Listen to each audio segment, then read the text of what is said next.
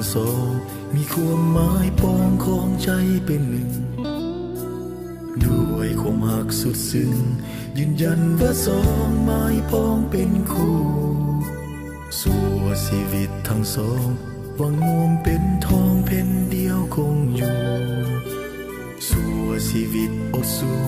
จะอยู่ด้วยกันจนวันแก่เฒ่ายินดีที่มีงานวิวาห์เพื่อนมิตรดวงตาต่างเข้ามาทางนั้นมาร่วมใจกันสร้างฝันให้ท่านสุขสมขอให้ท่านทั้งสองจงคงหักกันให้ยืนยาวมาขอให้ท่านทั้งสองอย่าแปรผันจนถึงวันแก่เฒ่าลงไปเงินทองเกียรติศักดิ์ศรีหรือใด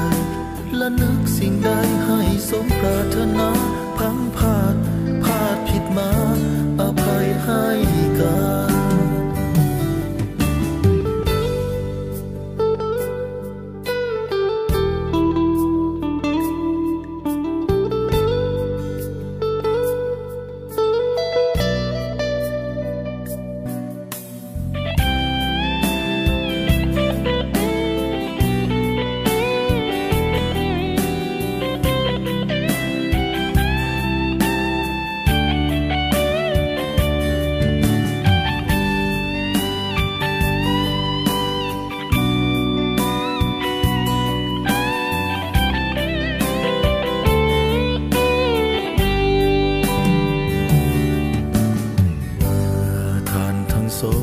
มีความหมายปองของใจเป็นหนึ่ง